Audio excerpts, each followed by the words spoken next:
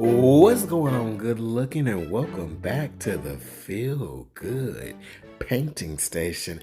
If you are new here, welcome. This is Garrick Brown Art Studio, and I am doing a deconstructed bloom, baby. And I'm going to tell you the good, the bad, and the ugly today. I'm going to walk you through the process, but I'm just going to give you some really good pro tips and what I did right, what I did wrong to help you in your journey. So the colors are going to pop up on the screen. And yes, I forgot to tell y'all the brand. So the red oxide is Master's Touch. The deep gold is Amsterdam. Naples yellow light is Amsterdam, and I mixed it with a little pastel yellow from Lucas Acrylic, and the bright gold is Master's Touch. So, ladies and gentlemen, we're going to be here for a good time and not a long time, but I'm building the scene here. So, I wanted to do a sunset kind of spring ocean theme because I'm ready for spring. I love the snow, but it's time for it to go, baby. We were ready for some warmer weather. And lately, I've just been having the urge to do a deconstructed bloom. Like I just been wanting to do it. And so I'm putting my double cell activator. Yes, I'm doing black and white, and my ratios have not changed. I'll flash them up on the screen. 3 parts Australian Floetrol to 1 part paint. Now, I'm getting ready to blow this out. And I'm going to toot my own horn for just a second that I got some really gorgeous blooms. And had I not been doing a deconstructed bloom, these would have been some really nice blooms to blow out and play with. But that was not the goal for today. So I'm going to blow this out and I'm going to do another one, and I'm going to kind of walk you through, how everything goes. So I had a lot of cell activator, and I really got that hair dryer down there to move some of that cell activator around, because when it pulls, when you do keep deconstructed blooms, I find it to be very unflattering when it pulls, and when the cell activator pulls together and then you go stretching it, because you get these big black blobs of cell activator, and then your cells are already wonky, and y'all know I don't like wonky cells all that great. So I wanted to make sure I really kind of got some of that black out of the way. Isn't she beautiful? I just love the colors. And so we're going to build another one pretty quickly. Same colors.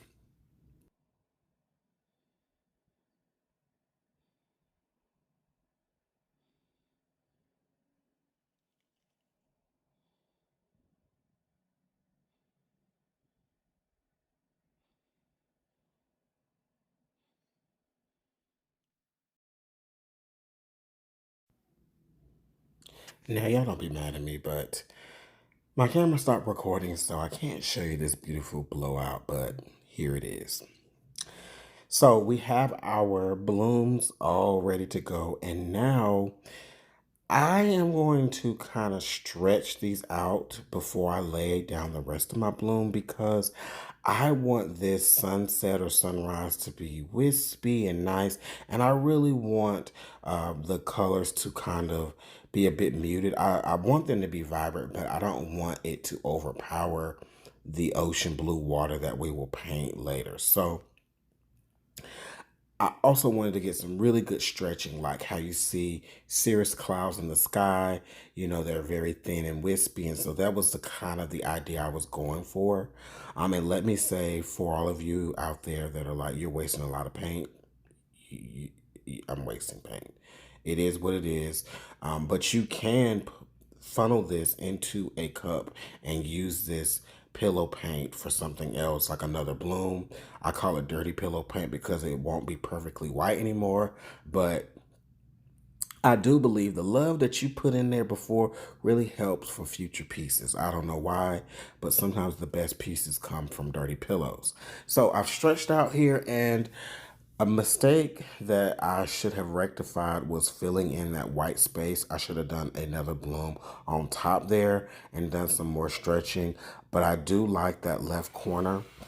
It's a little more white than I wanted, but after we blow this out, we'll do some more playing around with our sunrise here.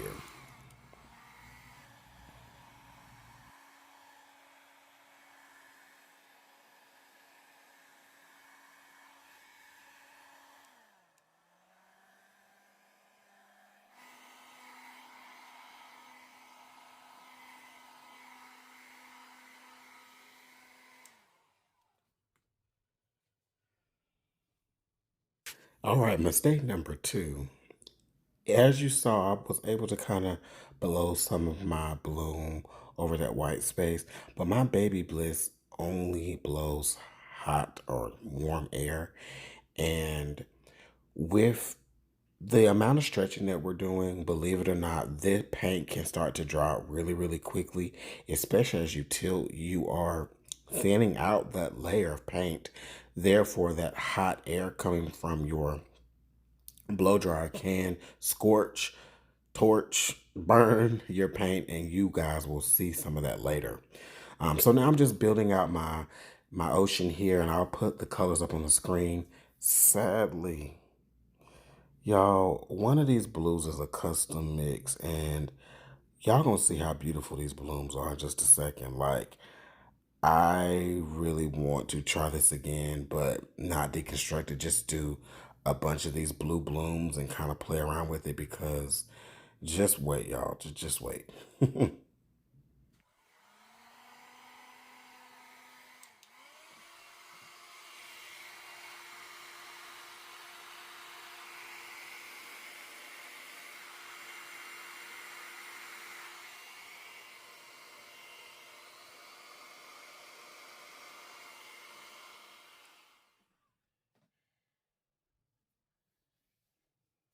And you'll see these blues played so well with each other.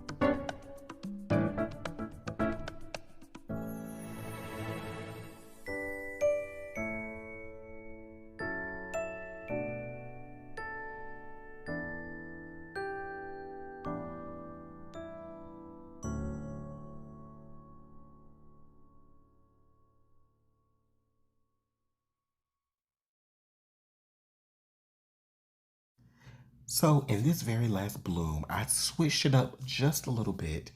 I actually added some cobalt turquoise by Master's Touch in there. It was the second color. You might have missed it because it blends in very well. And you can see I'm adding some more pillow paint because I need to blow out my bloom and I need a little pillow, a little cushion for the pushing. And so this is a really good blowout. And as you can see, I'm adding a little bit of yellowish green in there. and a little goes a long way. My paints are a little bit thicker because this was leftover, and I actually added some pigment because I really want this paint to show up. It's just a little touch, a little flare of spring, if you will, and you'll get to see just how much we can blow that little bit of green out, but it gives us a really, really nice, vibrant color.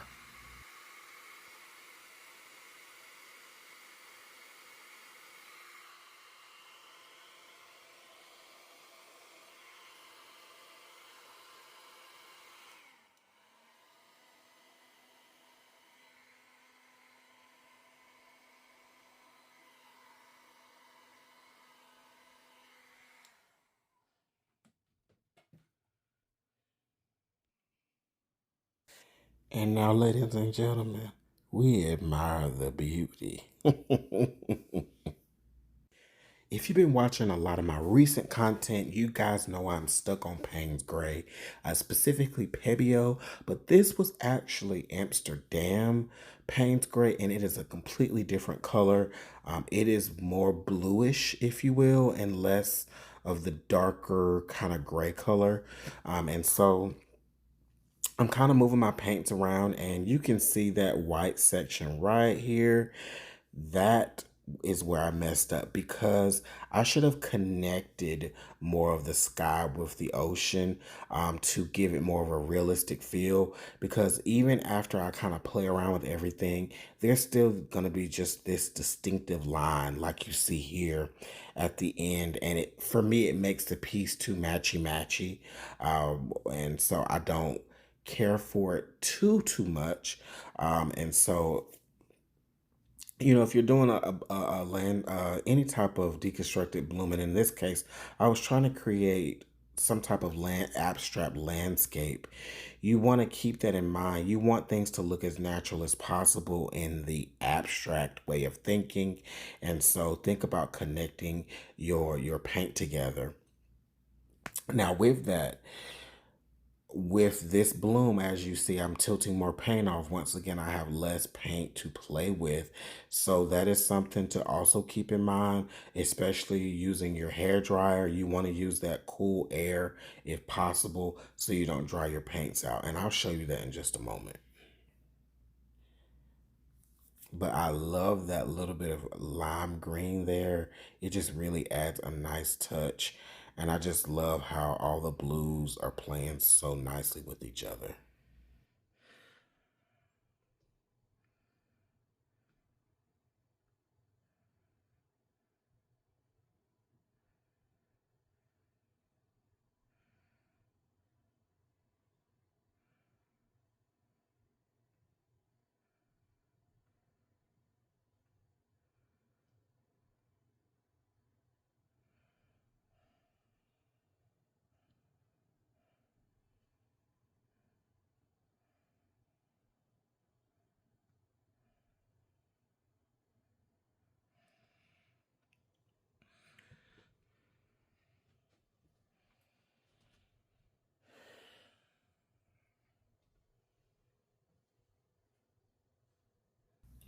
All right, so you can see that my sky hasn't moved a whole lot because, you know, it already tilted a lot of the paint off.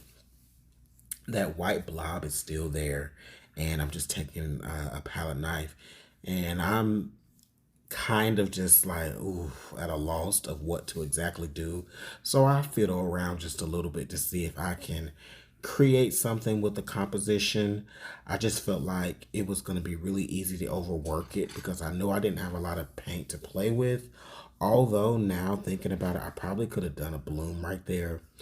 So I do a lot of blowing and once again, just some fiddling around, and my paint was starting to dry, so there just wasn't a whole lot that I could really think of in the moment. Which is why we experiment. You know, you learn all the time. There are no L's in painting. It's all lessons, baby. And when I tell you I huffed and I puffed and I huffed and I puffed, I was a little light-winded after it was all said and done, but I took my piggy powder there and kind of just broke off or broke up that horizon a little bit. So the blowing actually did kind of really gel a little bit of it together. But I knew I couldn't blow that much to get all the rest of that white out. So I did what I could do and I kept it moving, baby. So here I am, dummy me. Y'all, that paint was about dry. So it's moving here because I sped it up just a little bit for the sake of time. But I'm going to show you the paint was starting to crisp over, get a little nice little coat on top because I stick my finger in there and you're going to see just how thick it was. Baby, that was like molasses coming out on a buttered pancake in July. So I said, that's it. We're not doing nothing else with that because it was just really getting thick. So I did some more tilting to get that off because that was ugly. That was ugly. And I know the looks was deceiving because it's like, well, the paint is still moving, and it was, but y'all, it wasn't but so much I could do with it all. So I decided to keep tilting because I was getting rid of my blob of white. But this is where it really got too matchy. So it's like you can see all three different blooms, and I don't like that. It is not ugly, but it's like if I could have gotten the rest of the sky to mesh the way I did the right part there, it would have blended it much better. But at this point, I was pretty much out of paint.